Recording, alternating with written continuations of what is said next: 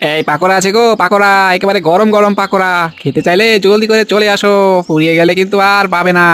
আসো আসো, জলদি করে আসো। আরে এই চুমকি, কোথায় যাচ্ছিস? বুড়িমার হাতের কচুরি খেতে যাচ্ছি জগাই কাকা। হা হা হা, ওই বুড়িটার হাতের কচুরি খেয়ে পেট খারাপ করতে যাচ্ছিস নাকি চুমকি? আয় আয়, আমার হাতের পাকোড়া খেয়ে যা। একবার খেলে দেখবি বারে বারে খেতে ইচ্ছে করছে। হি হি হি। তোমার হাতের পাকোড়া তো খেতেই চাই জগাই কাকা, কিন্তু তুমি তো আর বুড়িমার মতো ফ্রিতে পাকোড়া দিবে না। কি বললি, ফ্রিতে পাকোড়া দিব? বলি এটা কি তোর মামার বাড়ির আবদার পেয়েছিস নাকি যে ফ্রিতে পাকোড়া খাবি? যা যা, দূর হয় এখান থেকে, যত সব।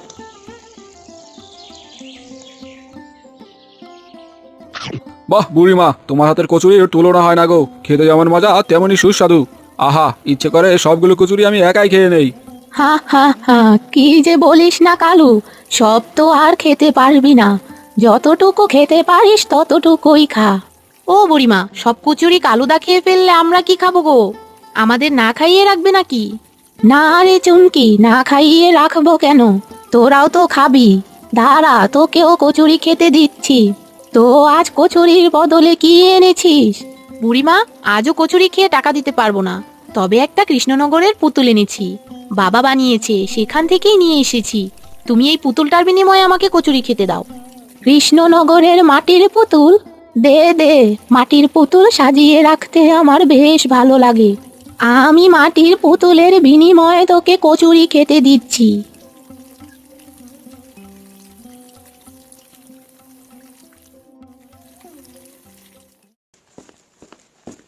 ওগো, আমার যে খুব খিদে পেয়েছে, আমাকে কিছু কচুরি খেতে দিবে? কচুরি খেতে তো অবশ্যই দিব, বিনিময়ে আমাকে কি দিবেন বুড়ো? টাকা পয়সা তো আমার কাছে এখন নেই।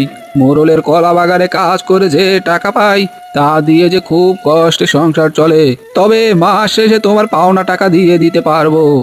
তা বেশ, কিন্তু এই কলা গাছ নিয়ে কোথায় যাচ্ছেন বুড়ো? এগুলো মরা কলা গাছ।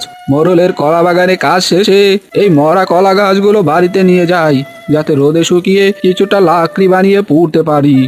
আমারও তো কিছু শুকনো জ্বালানি লাগবে বুড়ো। আচ্ছা, আপনাকে আমি কচুরি খেতে দিচ্ছি, বিনিময়ে আপনি আমাকে প্রতিদিন এই কলা গাছগুলো দেবেন, যাতে আমি কলা গাছ শুকিয়ে লাকড়ি বানাতে পারি। হা হা হা, তাহলে তো বেশ হবে। আজ থেকে তুমি আমাকে কচুরি খেতে দিবে, আর আমি তোমাকে কলা গাছ দিব, কেমন? হা হা হা, বুড়িটা দেখছি একেবারে পাগল হয়ে গেছে। শেষে কিনা কলা গাছের বিনিময়ে কচুরি। হা হা হা, এবার নিশ্চয়ই বুড়িটার ব্যবসা লাটে উঠে যাবে। হা হা হা।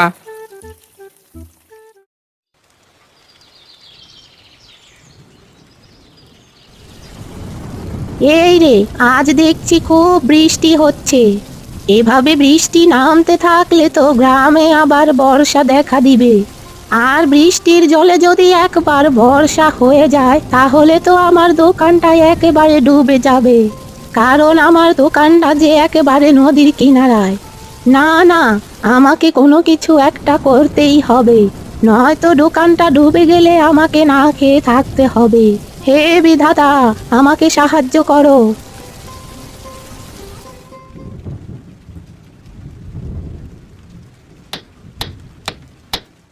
আরে আরে, এসব কি হচ্ছে? বুড়িটা বৃষ্টিতে ভিজে কলা গাছ দিয়ে কি করছে? নিশ্চয়ই কলা গাছ দিয়ে ভেলা বানাচ্ছে। হা হা হা, বুড়িটার মাথা দেখছি এবার পুরোটাই গেছে। প্রথমে কলা গাছ নিয়ে কচুরি খাওয়াচ্ছে সবাইকে, আর এখন তো দেখছি বৃষ্টিতে ভিজে কলা গাছের ভেলা বানাচ্ছে। হা হা হা। কি গো জগাই কাকা, বৃষ্টির ভেতরে তুমি দাঁত কেলিয়ে হাসতেছো কেন?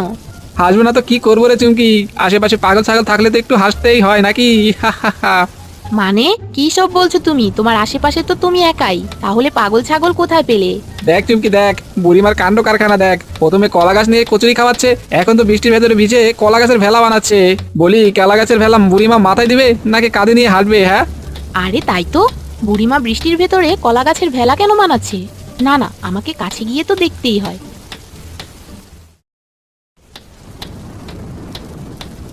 আরে ও বুড়িমা, এসব কি হচ্ছে?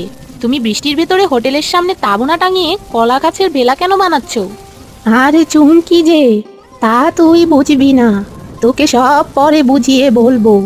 কিন্তু আমি তো কলা গাছের ভেলা বানাচ্ছি না রে, আমি তো কলা গাছ দিয়ে একটা হোটেল বানাচ্ছি। কলা গাছের আবার হোটেল? কি সব বলছো গো বুড়িমা? সব সময় শুনে আসলাম সবাই কলা গাছ দিয়ে ভেলা বানায়, আর তুমি তো দেখছি কলা গাছ দিয়ে হোটেল বানাচ্ছ। হ্যাঁ রে চুমকি, কলা গাছ দিয়ে হোটেল বানাচ্ছি। চারদিকে যে বৃষ্টি হচ্ছে, বলা তো যায় না কখন আবার বর্ষা হয়ে যায়। এমনিতেই আমাদের হোটেলটা আবার নদীর খুব কাছে। ও, তা ঠিক বলেছো। এবার আমি বুঝতে পেরেছি কেন তুমি কলা গাছের হোটেল বানাচ্ছ। তা চুমকি, তুই কচুরি খেতে এসেছিস নাকি? হ্যাঁ গো বুড়িমা, আমি কচুরি খেতে এসেছি, কিন্তু আজ যে তোমার জন্য মাটির পুতুল আনতে পারিনি। বৃষ্টি নেমে যে বাবার সব পুতুল ভিজে নষ্ট হয়ে গেছে। বলিস কি রে? তাহলে শোন, তোকে আর পুতুল দিয়ে কচুরি খেতে হবে না। আয়, আমাকে কলা গাছের ভেলা বানাতে সাহায্য কর, তাহলে আমি তোকে ফ্রিতে পেট ভরে কচুরি খাওয়াবো। কি বললে বুড়িমা? পেট ভরে কচুরি খাওয়াবে? হা হা হা, দাঁড়াও, আমি এক্ষুনি আসছি। এ কি রে, এ আমি কি দেখছি রে? এতক্ষণ তো বুড়িটা পাগল ছিল, কিন্তু এবার তো দেখছি চুমকিও বুড়ির সাথে পাগল হয়ে গেছে। হায় রে, এসব আমি কি দেখছি রে? মনে হচ্ছে এসব দেখে আমি নিজেই পাগল হয়ে যাব।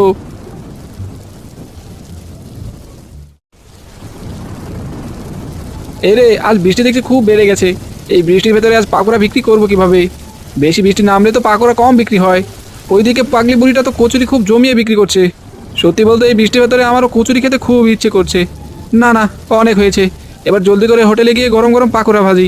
গতকালে যে পাকোড়াগুলো রয়ে গেছে, আর সেগুলি আবার গরম করে চালিয়ে দেবো। হা হা হা। আরে চুমকি, আজ দেখছি তুই কচুরি ভাজছিস। বলি, তুই কি বুড়িমার হোটেলে কাজ নিয়েছিস নাকি? হ্যাঁ গো কালুদা, বিনিময়ে বুড়িমা আমাকে ফ্রিতে কচুরি খেতে দিবে। যাক, ভালোই একটা কাজ পেয়েছিস। ভাগ্যিস বুড়িমার কচুরির দোকান ছিল, নয়তো আমরা এত সস্তায় তো কচুরি খেতে পারতাম না। আচ্ছা চুমকি, আরেকটা কথা বলতো আমায়, বুড়িমা কি সত্যি সত্যি পাগল হয়ে গেছে? কি সব বলছো কালুদা? বুড়িমা পাগল হতে যাবে কেন? পাগল না হলে বুড়িমা বৃষ্টির ভেতরে কলা গাছ দিয়ে হোটেল বানাচ্ছে কেন? সে তুমি বুঝবে না কালুদা। আসলে বুড়িমার পুরো পরিবার একবার বর্ষাকালে তাদের ঘরে পানিবন্দী হয়ে গিয়েছিল। তারা জলের কারণে আশেপাশের গ্রামেও যেতে পারছিল না। শুধু বুড়িমা ছাড়া তারা কেউই সাঁতার কাটতে জানতো না। এদিকে পানিবন্দী ঘরে থাকতে থাকতে একসময় তাদের সব খাবার শেষ হয়ে যায়। বুড়িমা কোনো উপায় না পেয়ে তার স্বামী সন্তানদের ঘরে রেখে সাঁতার কেটে পাশের গ্রামে খাবারের জন্য যায়। সেদিন বুড়িমাকে কেউ খাবার দিয়ে সাহায্য করেনি, তবে একটা কচুরির দোকানদার ছাড়া। সেই কচুরির দোকানদার বুড়িমাকে কিছু কচুরি দেয়। বুড়িমা সেই কচুরি নিয়ে সাঁতার কেটে তার ঘরে পৌঁছায়। কিন্তু ততক্ষণে বুড়িমার স্বামী সন্তান না খেয়ে মারা যায়। এরপর থেকে বুড়িমা এখানে একটা হোটেল খোলে। সবাইকে কম দামে কোনো কিছুর বিনিময়ে, এমনকি মাঝে মাঝে ফ্রিতেও কচুরি খাওয়ায়। এসব তুই কি বলছিস চুমকি? তাহলে বুড়িমার জীবনে এত কষ্টের ঘটনা ঘটে গেছে, আর আমি কি না কিছুই না জেনে তাকে পাগল ভাবছি? হায় হায় হায়, আমি যে অনেক বড় পাপ করে ফেলেছি রে। থাক কালুদা, এখন এসব ছাড়ো। বলো তো আমার হাতের কচুরি কেমন হয়েছে? খুব মজা হয়েছে চুমকি, একেবারে বুড়িমার মতো। হা হা হা।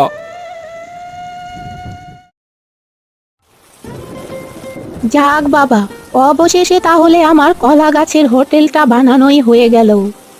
আরে ও বুড়িমা, এটা তুমি কোন ধরনের কলা গাছের ভেলা বানালে? হি হি হি, এ তো ভেলা নয়, দেখতে একেবারে কলা গাছের হোটেলের মতো লাগছে। হি হি হি। আরে থাম জগাই, আমি তো কলা গাছের হোটেলই বানিয়েছি। দেখছিস না কদিন ধরে মুষলধারে বৃষ্টি নামছে। বৃষ্টি নামলেই সবাই ঘর বাড়ি মেরামত করে, আর তুমি তো দেখছি কলা গাছের ভেলা বানিয়ে রেখেছো। ব্যাপারটা কি বুড়িমা?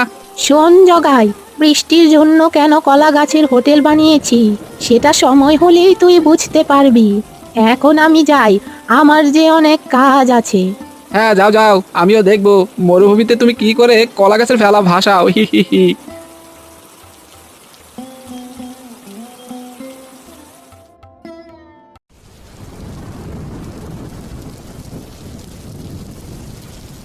ইস, বৃষ্টি জলে যে উঠোনটা একেবারে ডুবে গেছে। আর একটু হলে তো ঘরটাই পুরোটা ডুবে যেত। কি গো, কি হলো তোমার? ছাতা মাথায় দিয়ে দাঁড়িয়ে আছো কেন? যাও তাড়াতাড়ি হোটেলে যাও, বেলা তো আর কম হলো না। আজ খুব বৃষ্টি নামছে বউ, ভাবছি আজ হোটেলে না গেলে হয় না। কি বললে তুমি? আজ হোটেলে যাবে না?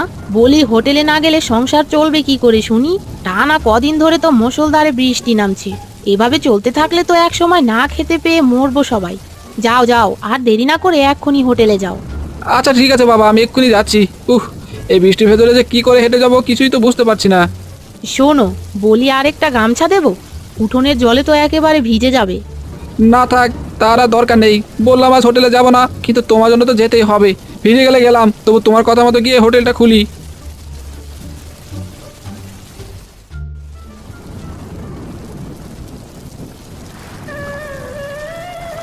এ কি রে, এ আমি কি দেখছি?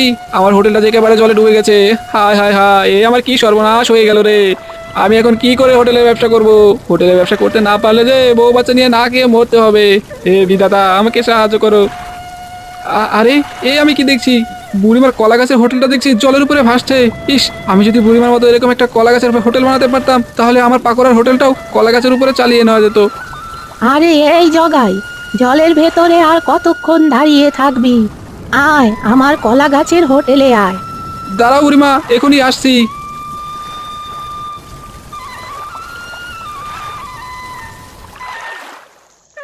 বুড়িমা, বৃষ্টি জলে যে আমার হোটেলটা একেবারে ডুবে গেল। এখন আমি কি করে পাকোড়া বিক্রি করব?